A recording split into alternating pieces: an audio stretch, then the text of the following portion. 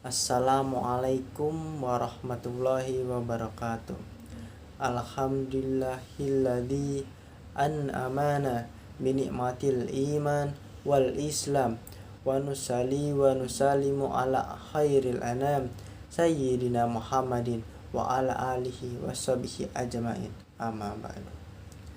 Pertama-tama marilah kita panjatkan puja dan puji syukur kehadirat Allah Subhanahu wa taala, karena dengan karunia-Nya kita diberikan kesehatan jasmani maupun rohani.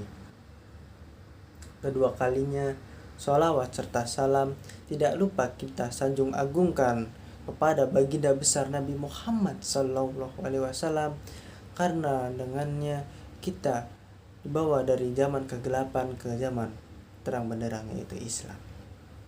Perkenalkan, nama saya Aji Bayu Nur Salim, NPM 2214241024. Di sini saya akan berceramah atau dai singkat tentang taharah. Jadi apa sih itu taharah?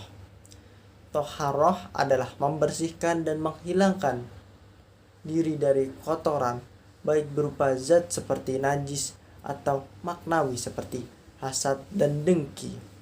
Pengertian yang lain, taharah adalah mengangkat hadas, yaitu menghilangkan sifat yang melekat pada badan seseorang yang menghalangi seseorang itu dari melakukan sholat dan sejenisnya, dan menghilangkan khabats yaitu najis.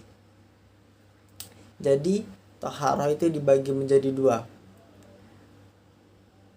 Taharah dari najis yang berkaitan dengan badan, pakaian, dan tempat, dan taharah dari hadas yang berkaitan dengan badan, yaitu bersuci dari hadas kecil dengan berwudu, ataupun bersuci dari hadas besar dengan mandi janabah atau mandi besar.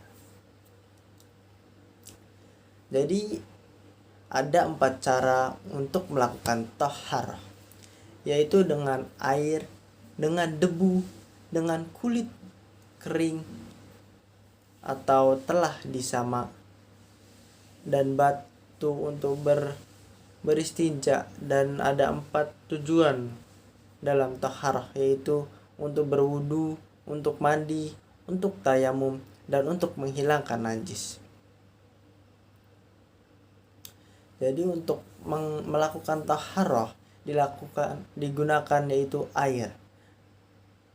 Air merupakan alat bersuci yang paling banyak digunakan manusia. Air tuh banyak sekali ditemukan di mana-mana, seperti tempat kita di Indonesia. Ada macam-macam air yang diperbolehkan untuk bersuci menurut para ulama. Yang pertama adalah tuhur atau mutlak, yaitu air yang asli dari ciptaannya, baik berasal langsung dari langit atau yang keluar dari bumi. Rasulullah SAW bersabda, "Dia, air laut, adalah suci, airnya dan juga bangkainya." Hadis riwayat Hamzah dan disahihkan oleh At-Tirmizi. Yang kedua adalah air yang tercampur dengan benda yang suci lain. Jika air yang telah tercampur dengan benda lain yang suci, maka air itu tetap air suci dan mensucikan. Karena Nabi pernah menyiramkan air wudunya kepada Jabir. Hadis riwayat Bukhari. Yang ketiga, air yang tercampur dengan benda yang najis. Apabila air itu tercampur dengan benda yang najis hingga berubah warna, rasa, dan baunya, maka ia tidak bisa dipakai untuk bersuci. Jadi air tersebut sudah tidak dapat digunakan untuk bersuci lagi. Taharah dari najis. Najis secara bahasa adalah kotoran, sedangkan secara istilah kotoran yang menghalangi kesahannya sholat, seperti darah dan air kencing, atau kotoran yang menjadi sebab terhalangnya seorang untuk beribadah kepada Allah, yaitu untuk sholat, dan lain-lain. Termasuk hal-hal yang najis ialah apa saja yang dikeluarkan dari lubang-lubangan manusia, dua lubang manusia, berupa tinja atau urin, ataupun air mani. Begitu juga air kencing dan kotoran semua hewan yang dagingnya tidak boleh dimakan. Jadi, hukum menghilangkan najis dari badan, pakaian, tempat ibadah itu adalah hukumnya wajib, kecuali najis yang dimaafkan karena sulit dihilangkan atau sulit dihindari. Maka dalam hal ini tidaklah wajib, karena untuk menghindarkan susah untuk menghindari najis tersebut. Jadi cara menghilangkan najis, cara mensucikan badan, pakaian, lantai dan sebagainya yang terkena najis cukup dengan menghilangkan najis itu dari tempatnya. Pada syariat tidak disyariatkan untuk menyucikan berkali-kali, kecuali jika terkena najis. Anjing disyaratkan mensucikan sebanyak 7 kali, dan salah satunya dengan menggunakan tanah. Syekh Asy'adi menetapkan bahwa bila najis telah hilang dengan cara apapun hilangnya, baik dengan air maupun yang lainnya, maka benda itu telah suci.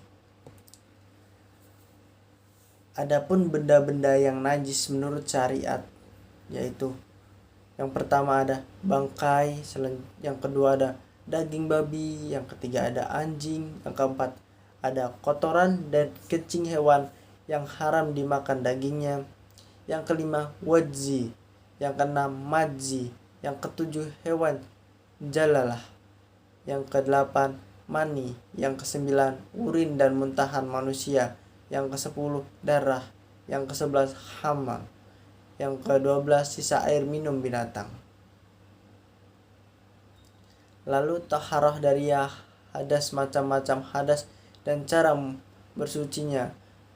Hadas ada 2 macam, yaitu hadas kecil. Penyebabnya adalah buang angin seperti kentut, buang air besar ataupun kecil, keluarnya madzi dan wadi.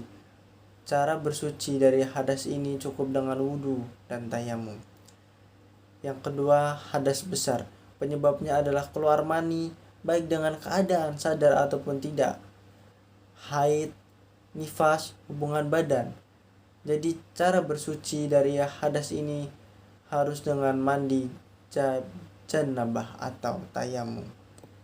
Jadi itulah ceramah singkat dari saya. Bila ada kesalahan itu dari saya mohon maaf. Bila ada kebenaran itu datang dari Allah. Sekian dari saya, wabillahi taufiq wal hidayah. Wassalamualaikum warahmatullahi wabarakatuh.